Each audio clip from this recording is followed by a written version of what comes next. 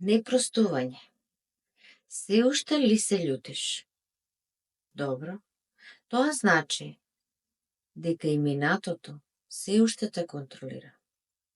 Едноставно не можеш да бидеш слободна и огорчена истовремено. Знам те повредија, но зошто се уште крвариш? Непростувањето или држење кнедла или држење на болка во себе си придонесува да постојано и во континуитет се прават одлуки во твоја штета. Непростувањето е постојано враќање наназад, живење во минатото и жалење по некоја друга временска линија или жалење за некаков поинаков живот. Непростувањето, веќе научните истражувања докажуваат дека околу 61% од луѓето кои што силно држат во себе болка и непростување, придонесува да имаат некаква болест, особено срцевите болести. Непростувањето представува блокада на срцевата чакра, бидејќи со самото непростување и болката што ја носи било која личност, се поставува еден зид, еден штит на срцето, каде што не може да тече енергијата слободно. Фактички, тој зид е ставен за да на некој начин се заштити човек себе си. Но, истиот тој зид придонесува да не може слободно да тече енергијата од натре кон надвор и обрат. Денеска ќе работиме на овој процес на простување, бидејќи простувањето како процес и ритуал е запишан во скоро сите религиски текстови. Држење на себе си во болка и во подсвест, држење во подсвесна програм и енергетски и емоционален импринт дека не простуваме на одредени личности или на поточно одредена личност, секако придонесува на влошување на нашиот живот и држење на одредена енергетска заробеност. Секако морам да напоменам дека ние како луѓе сме се сретнале повеќето со вакви ситуации каде што сме се чувствувале предадени, изневерени, отфрлени и така натаму. Некогаш станува збор кога имаме влошено здравје да е во прашање, да се во прашање повеќе различни состојби. Значи може да е непростување, може да е преголемо држење до себе си и тоа да сте вие во право. Значи тој програм да јас секогаш сум во право, да секогаш тоа што ќе го кажам, секогаш тоа се остварува. Значи тоа е едно држење многу силно и ригидно, кое што придонесува да настане буквално еден зид помеѓу вас и светот во кој што живееме. Бидејќи со тоа непростување и страв од луѓето се придонесува да најчесто овие личности што не простуваат се повлекуваат сами себе во изолација и имаат серија од различни состојби, дали е несуница, дали е не знам висок кортизол, зголемен адреналин и така натаму. Верувајте, ние во нашето тело секој од нас поседува биохемиска еден вид аптека, каде што со самото излачување на одредени хормони во форма на серотонин, допамин и така натаму, се формираат имуноглобулини кои што директно влијаат на подобрување на нашето здравје и фактички на квалитетот на нашиот живот. Можеби некој ќе каже, не, јас нема никогаш да простам, не, јас тоа не можам никогаш да го заборавам. Да, тоа секогаш останува ваше право. Простување како процес не значи дека ние треба да одиме сега кај личноста и не знам да молиме за некакво простување, ние можеме да го направиме тоа во приватност, значи во комфорот на нашиот дом, едноставно да поминеме низ одредени процеси кои што денеска ќе ги работиме заедно со мене и ќе направиме едно отпуштање енергетско, едно надминување на таа грудка и отстранување на таа блокада од срцевата чакра, кај што ќе може да се подобри здравјето, се подобри воопшто умот и телото и неговата биохемиска структура и едноставно од една подобрена ситуација да се носат едни поинакви одлуки и верувајте, процесот на простување е ослободување на личноста која што простува. За другата страна го оставаме тоа да е нејзино право, доколку и ние на некому сме го сгрешиле, или ние некому сме направиле нешто, па се обвинуваме. Тоа се па сосема едни други процеси кои што во наредните видеа ќе ги објаснам, каде што ние чувствуваме пак обратно, нели вина, дека сме сгрешиле на некој друг. И сега да преминеме на процесите. Доколку си во можност, убаво би било ова да се запишува, бидејќи сите одговори фактички ќе направат ослободување од овој емоционален и енергетски импринт, кој што може би кај некој од вас и долги години стои буквално замрзнат. И сега, првото прашање, ние користиме процесни прашања кои што прават активација, значи, на овие процеси, за да може интерно, настане интерно во нас ослободување. И првото прашање, на кого јас сум неизмерно налутен?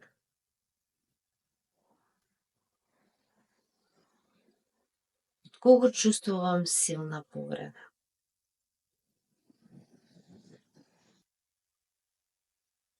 Кој ме повреди толку многу силно, каде што јас си ветив на себе си, дека нема никогаш да простам.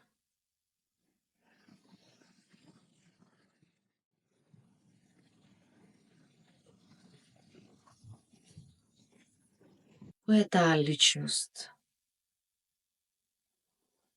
Или повеќе личности на кого јас не можам да простам? Наведете ги, име, ставете име или имиња. Кои се тие личности?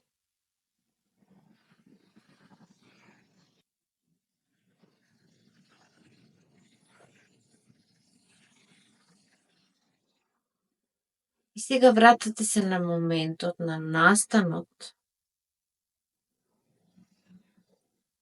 кој што ви причини огромна болка и сватете дека овој настан е како замрзнат енергетски импринт или блокада која што се уште живее во вашето тело. Овој настан се уште живее во вашето тело. Вратете се на ситуацијата која што за вас беше неприфатлива, што ви причинува болка.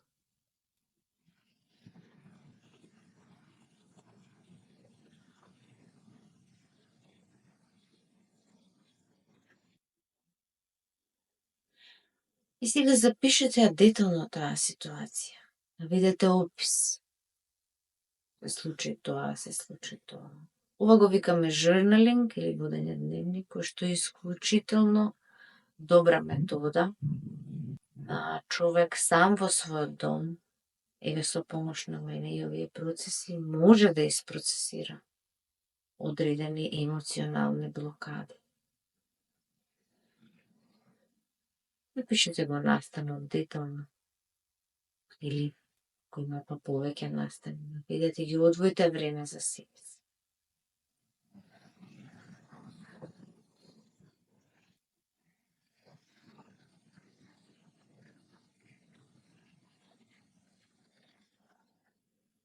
И сега наведете што ви причини најголема болка.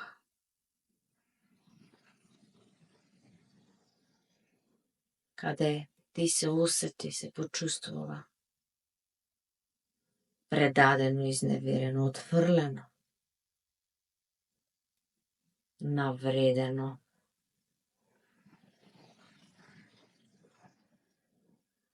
Некои од вас може би ќе речат, не сакам да мислам на тоа, тоа е одамна, не сакам да копам по минатото.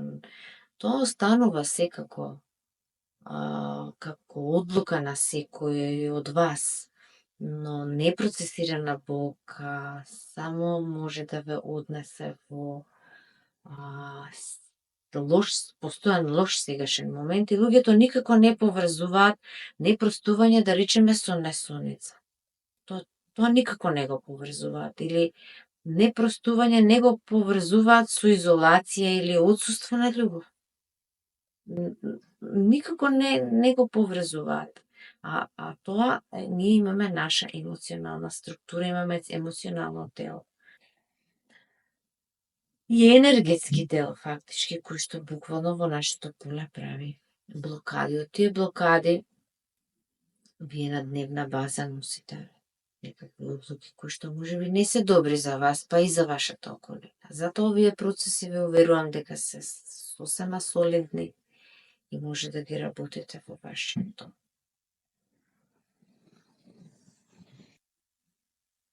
И сега, откако наведовме описот, ќе го работите во ваше темпо, не мора да брзате, може да го стопирате и видеото, па малку подолго да пишувате. Едноставно, овие се вежби, се така наречени саморефлексија. Значи, видиме каде е болката, зошто толку силно се држиме за неја. И откако се наведени настаните и се што се случило,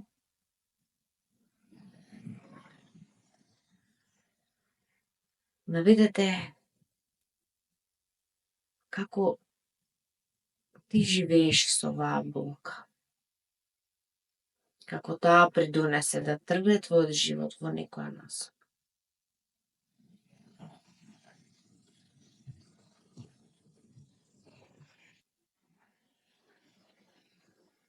Какви одлуки донесе. Дали беа избрзани, дали беа добро осмислени. По која насока тргна твојот живот?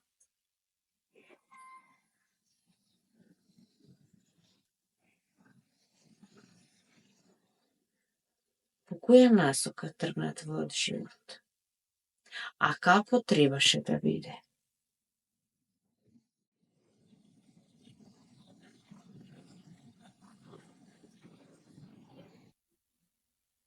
Земи време колку ти треба.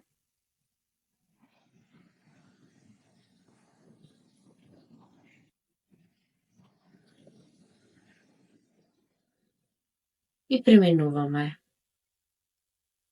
на процес број 2.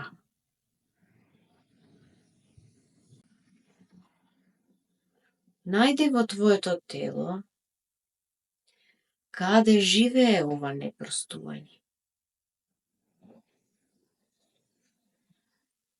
И прашај се себе си. Дали ова што го држам во себе е тука присутно се уште и е се уште живо? За да не го изгубам споменот кој што го имав. За да не ја изгубам љубовта, да постојано ме потсетува на таа љубов што ја чувствував кон таа личност. Дали ова што го држам во себе како болка е еден вид спомен, бидејќи јас таа личност или тие личности не можам да ја заборавам. Дали јас силно се држам за овој спомен и силно се држам за нешто кое што мислев дека треба да се случи во минатото. Да се случи на поинаков начин. Некои од вас ќе бидат поемотивни во овој момент и можеби ќе ви дојде некоја солза на очи, слободно исплачете се. Бидејќи самото простување е фактички ослободување. Ослободување од една задршка. Ослободување од една заблуда. Ослободување од мислата дека таа личност е 100% виновна за настаните што се случија.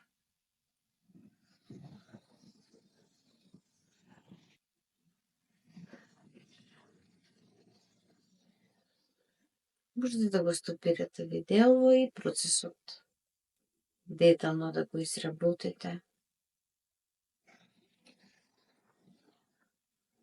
И сега одиме на процес број 3.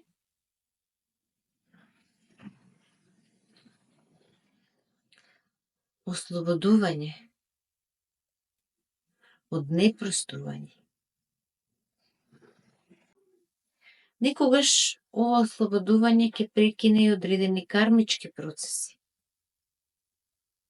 каде што овие процеси на непростување се видени и во домот, значи видени се кај членови, кај постарите членови од семејството, уште ние кога сме биле деца, каде што исто слично и нашите, да кажеме, родители или предци, баба, дедо, имале слични ситуации каде што се користел механизмот на непростување. Така да доколку направите процес на простување, иако можеби не треба да се прости, ние не сме тука суд да судиме, но ние тука да само работиме, да се ние ослободиме од овој огромен емоционален, енергетски товар, со цел да можеме ние подобро да искусиме љубовта и да нема еден штит, една забрана на нашето срце или најчесто и во нашиот соларен плексус, каде што е фактички центарот на нашата волја, на нашата лична моќ. Ќе настане ослободување доколку добро го испроцесираш овој цел процес од неколку делови, би се чувствувале навистина ослободени. Некои мои клиенти велат: ова е мојот нов роден ден, јас ослободив, јас отпуштив, држев толку време, а буквално непростувањето е една опозициона форма на љубов, односно потребата за љубов фактички од таа личност на која што ние никако не простуваме. Следниот процес што ќе го работиме е работа со сенка, односно работа со сенка се оние blind spots или мртви точки кои што ние, или мртов агол, или слепа точка која што во свеста, каде што ние правиме нешто, а не гледаме дека тоа го правиме на некои луѓе. И сега shadow work question или прашање од работа со сенка. Прати се на настанот на кој што го работеше денеска, каде што те врати во минатото, каде настана фактички овој проблем, па последователно настана непростување. И размисли, дали тоа зашто ја обвинуваш таа личност е 100% виновна.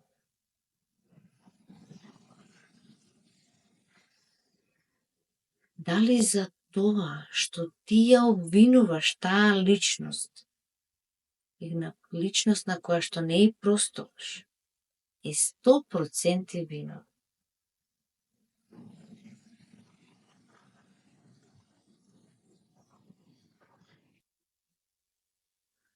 Како учествуваше ти?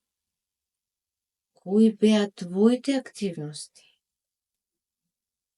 Кој беше твојот удел за да настане таков настан и таков распад на работата? Односно, што направи ти? Не сакајки, несвесно. Немаше таква намера, но што направи ти за да придонесе таков развој на настането?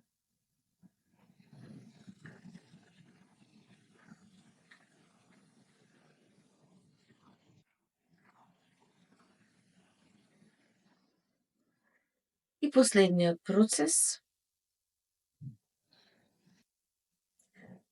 така наречена самоинтеграција, напиши писмо до таа личност. Писмо не мораш да го пратиш. Ова е писмо само за тебе. Односно можеш да го отстраниш тоа писмо на било каков начин, на кој што сакаш. Значи може да го ставиш во сад со вода, да се растопат сите тие емоции, да се разводнат. Може да се безбедно, значи изгори тој лист на безбедно место, да испарат едноставно, настане ослободување енергетско на тие емоции.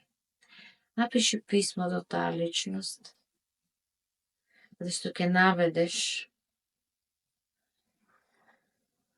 колку те повредиле тие настани, тие постапки. И дека и покрај се како е, се одлучи да простиш.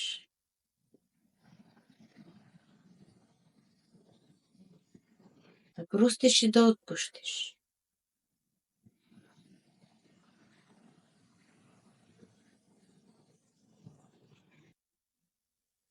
Сега дозволи од тебе да се излеат во ова писмо најдлабоките твои чувства, кои што ги чувствуваш за таа личност. Слободно излеа целата твоја љубов, која што ја чувствуваш или ја чувствуваш, може би и се уште ја чувствуваш за таа личност.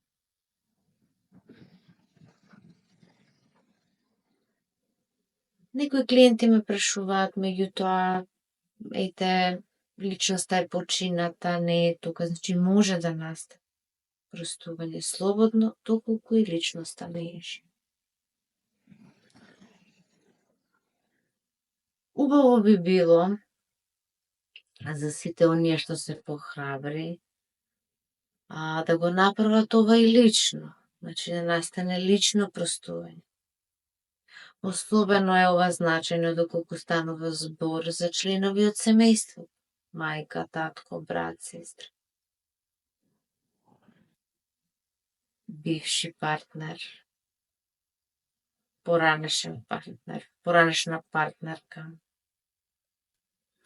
Некаде во некои семејства се случува татко и син да не разговараат или мајка и ќерка да не разговараат. Значи, убаво би било доколку сте во можност да појдете и лично ова да го направите, без разлика која ќе биде реакцијата од другата страна. Луѓето некогаш се плашат. Ќе ме отфрле, нема да сака, јас ќе простам, другата страна нема да сака и така натака. Меѓутоа, откако ќе го направите процесов, размислете, бидејќи ќе настане огромно ослободување во вас и отварање на срцевата чакра, значи на вашето срце за прием на љубов. Ние сите знаеме колку е животот некогаш комплексен, сложен и неедноставен, не е ни предвиден да е едноставен. И на сите нас не треба навистина љубов. И на крајот ќе сватите дека всушност само тоа е важно. Се надевам дека овој процес ќе ви помогне и ќе можете во комфорот на вашиот дом да направите нешто благодетно за себе, а последователно, автоматски, како домино ефект и за сите околу вас или сите што имаат контакт со вас. Се гледаме во следното видео.